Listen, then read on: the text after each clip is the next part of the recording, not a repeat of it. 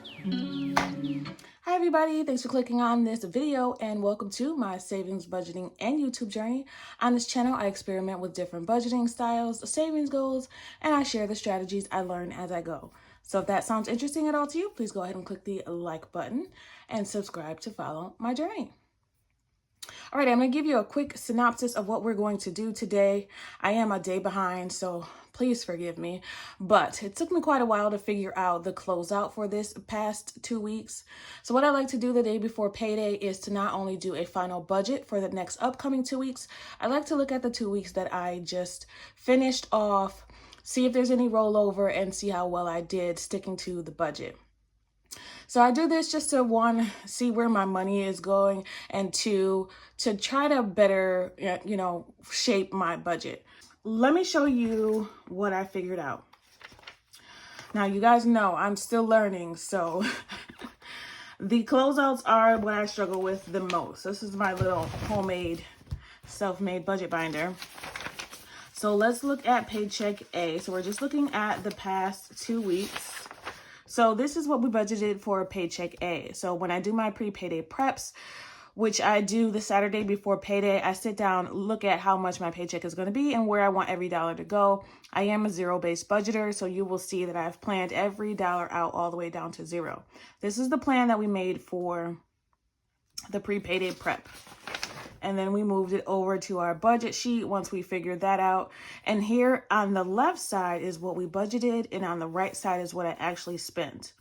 So I do all of this on a sheet of paper first because it takes me a long time to figure this out. For some reason, closeouts have been very hard for me. It has been better now that I'm doing cashless. So now that I'm not using cash for these expenses here, it's a lot easier for me to track what I've spent over the past 2 weeks. So that is helping. But I sat down in all of the budget categories. I wrote them out. It looks sloppy. I did not feel like rewriting this. But this is how it actually worked. I wrote down all of my budget categories. I have a budget categories sheet. This was inspired by the Budget Mom, but I just made what I want to count as categories. So basically, these are the areas that I want to track, and I want to make sure my budget for these categories matches what I actually spent. This gives you the breakdown of what I figured out of what I spent where. For home, I spent $1153.75. Food we went over. We spent $213.77. So the budget for food was $200. We spent nothing in dining out. We didn't put a budget for that for this month. Personal. This is where it got tricky for the personal and for my daughter, because we have these cash categories here that we keep in cash for different savings. So when I use those, what I realized this week, when I use those, it kind of throws off my numbers. So I just wanted to write here that this was spent in cash and it did not come from the bank account. So what I figured out was that I have to have two different totals. I have to have a total of what I spent in cash, and I have to have a total of what I spent directly from the bank account. Otherwise, I won't be tracking what I spent in cash. So I did all the breakdown. What I was able to figure out at the end of all this madness was that the income total that we had was $32.42, including rollover from the months prior and sinking funds. We spent $2,432 on all of our bills and expenses. So we had a leftover of $810 in the bank account. Then here in cash, I spent $124 in cash. So that's just the, adding that to the bank balance and the bank spent. The bank income and the bank spent, because that shows you what I spent total for the month, including cash and the debit card. So hopefully that makes sense. But overall, honestly, I think in all the budget categories, the only one that I went over in was our infamous groceries. Everything else went as planned. Birth certificate, that has not come out yet. I did mail a check in to get a new birth certificate for my daughter, a replacement, but they haven't taken it out yet. So that money is still in there. We did use some sinking funds here. Those are still in the bank account. This $122 for a new credit card that I opened for Old Navy. So that's included in the $810 for rollover. But I'll discuss what's left when we do the budget for this coming week, because that amount, that $810 that I still have in the bank account right now, additional income will be added to that as rollover. So we'll figure out where every dollar of that is going to go. But I also had 8 no spends for that pay period. We saved everything that we planned on saving. So let me go back to this sheet. We saved a total of $764, and that included the income that we saved from the YouTube paycheck. So that was pretty good for this pay period. And then, right, so that's how much we saved from there. And then we also had additional savings because we did our income tax cash stuffing. So if you haven't seen that video, make sure you check it out. But we added those in cash as well to a bunch of our binders. So we added a total this past pay period. We added $155 from the payday, and then we added $2,975 from the income tax, and then we also added the YouTube income. It should be a total of $230. Let me just check quick. Let me make sure that's right.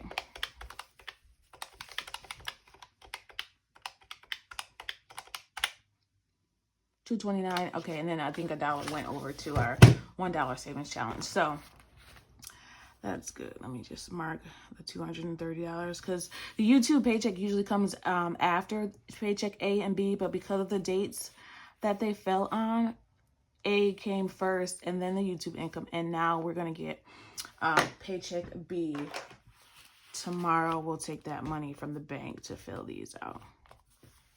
So we're on track. I was able to figure everything out. Yay, confetti, because the closeouts are the hardest for me to do.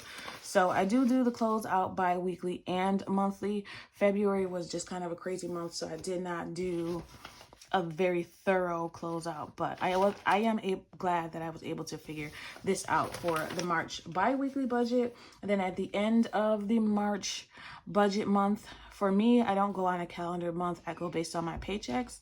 So March for me ends on April 9th. So at that date, I'll figure out, how much I spent for the whole month of March versus what we budgeted. Here's the monthly budget. So we'll compare that at the end of the month. But so far, so good. We did pretty good. So I'm happy about that. The only thing we really went over, if I just breeze past that, was grocery. I'm looking at the wrong thing. Grocery. We went over in grocery. So, I mean, that's pretty much expected. I went over by a few cents in personal and over by a few cents in, what else was it? Oh, gas. So 38 cents over. That's not a huge deal just in those categories, but it balanced out. We had a total of $415 budgeted for variable expenses, and we only spent $387.73. So at the end of the month, we had $810 that will roll over. So that's the end of Paycheck A. March, we're done. We finished it. We figured it out. That was a successful pay period, I would say. So now we're going to move on to March Paycheck B. We did the pre-payday prep. So we figured out in general where we want every dollar to go. Of course, things do change. So I don't fill out a budget sheet until the day before payday, which would be today, so that I can add in any rollover. So that $810. So I did prep a new budget sheet here, and then I have a new kind of budget way that I want to do it to kind of help me with the closeouts. Hopefully, another thing to try. So we have for rollover $238 in the main account. In the bill account, we have $572. This is as of today, the day before payday. And then, so that's a total of $810 right there. And then the paycheck will be $1542. So we have a total for a pay period B, which will go from the 27th through the 9th of $2352 planned. Okay, so now I'm going to show you where every dollar of that's going to go, including the $810 that's still sitting in the bank account. That's not really free money. That's always money that is saved for expenses that roll over. So I'll show you, for example. So the emergency fund is going to get $100. My daughter's savings gets its normal $50, and then the car note gets its normal $25. So that's a total of $175. $23.52. Leaves us with $21.77. Okay, and next thing, so the rollover includes $442 for half of the mortgage. And then we're going to pay the other half with this pay period. It includes $200 in buffers, one in the main account and one in the bill account. That's just there as a buffer. So if I need to spend any money that I don't have in the bank account, allocated for that I can use that money and then I can replace it. Or if I need to purchase something online and I only have cash, I can use the buffer and then put the cash back in the bank account. Okay, allowance is getting the normal $20. If you want to see a full breakdown, make sure you look at the pre-payday prep video. So it'll give you more detail.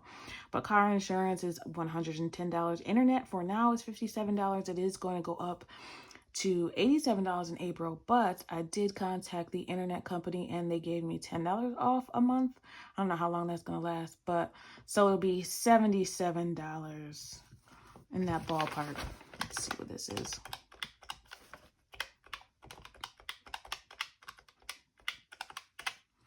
$12.71. Okay. Difference is $906. Okay. Total bill we have is for $20. So we need to pay that. Old Navy credit card. I still haven't got the card yet. I opened up the card this past pay period. And what I did was I just took the cash that I planned on spending from these envelopes and took it to the bank so that when that card payment is due, I can just pay it right off. Birth certificate, that still hasn't come out, and that's $30. So that's another, kind of unexpected expense. Leaves me a total of $172 for debt. So difference, now we have $734 left. Okay. Now, these are our little always fun savings categories. We're going to put 35 in child's beauty. Pet is going to get 15 and health is going to get 10. So that leaves us a total of $60. Now we have $674 left. Okay, grocery is getting its usual $200. Personal is getting its usual $50.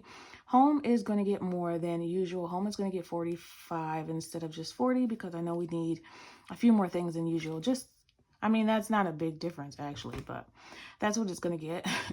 Gas is going to get $5 left because we have a full tank now. So gas is going to get $45 instead of $50.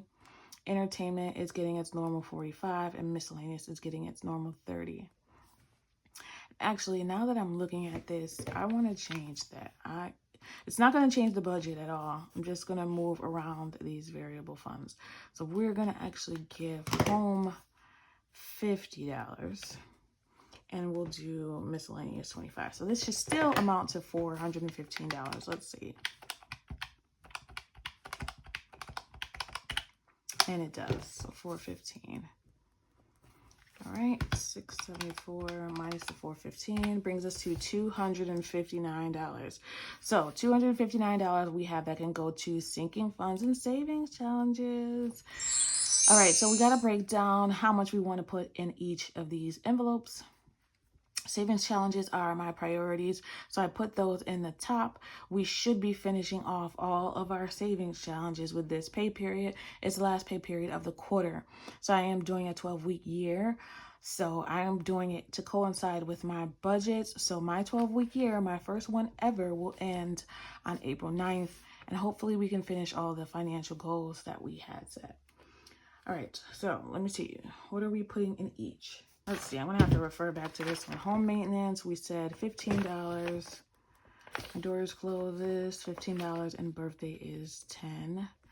And I know I changed some other things. Home goal is getting $15. Christmas is getting its last $70 to finish it off. Car maintenance, so I have a car emergency fund in my long-term savings. So that's for if anything breaks, knock on wood. That's for repairs. And then I have a car maintenance in my transportation binder, which has nothing in it right now. This is going to be the first time I fill this car maintenance envelope. I'm going to give it $20 because I will need an oil change soon.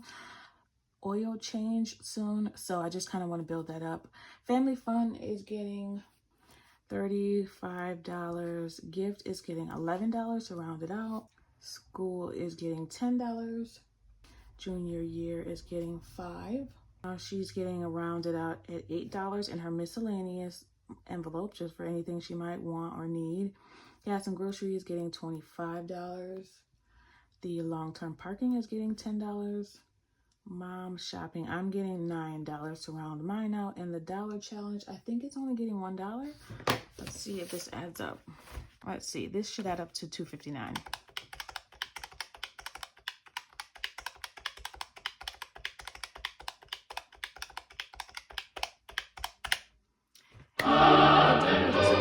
Okay, so we are now down to a zero-based budget. $2.59 minus $2.59 is 0. So we have decided where every dollar is going to go for this budget. We will come back tomorrow and do our cash stuffing. So cash-wise, the only thing we're taking out this time, usually it would be this whole side, but we are not taking out the variable funds. We're going to leave that in the bank account. So we're going to take out in cash the $2.59 plus the $60. So that's going to be $319 we're taking out in total. All right, so we'll take that out in cash and we'll put those in our savings challenges and our sinking funds. And then we'll, see how the next 2 weeks goes. I will expense track as I have been doing. So that's working out well. Still doing it with the Note app. That just tends to be the best way that I found that works so far. So I'm not going to mess with it. All right, so the last thing that I do is I fill out a withdrawal sheet. But because I have to do my online shopping, I do Walmart pickup for groceries and home items that I need. Sometimes there's personal items in there that I need. So we're going to do that. I'll get my grocery cart ready to go and checked out, so I can come back and see whether there's, any less that I need to use. So if I need to use anything in pet or health from the Walmart store, I will leave that in the bank as well. So we won't take that out. That'll affect how much cash we're pulling out. So once I do that, I can fill out one of these. So this will help me figure out, how many ones I need, 5s, 10s, 20s, so that I have enough to separate that, what did I say, $319? I'm just going to put $319 in cash so that I remember. So that's how much we're going to be pulling on here. But we're also going to be pulling out money from, I got a $104 donation from one of you guys, from Wanda Dean. So thank you again. I did mention it in my last video, but thank you again. So I'm going to be pulling that money out along with this $319. And we're going to cash stuff that as well. But I'm also going to fill out a withdrawal sheet for that portion, just to kind of keep myself tracking, knowing what came from what and where it went. I think that makes sense. In my brain, it does, at least. So that's it for me today. I will come back tomorrow, show you, how I filled out the bank withdrawal form, what I ended up spending at Walmart or elsewhere, so that I can show you exactly what we ended up pulling out in cash and what we left in the bank or spent from the bank account. All right, that's it for me today. I do appreciate it. I want to thank you for spending time with me. I hope this made sense. If you have any questions, please leave them in the comment box down below. As always, I want you to remember it is about progression and not about perfection. Thanks for watching. Happy saving. Bye.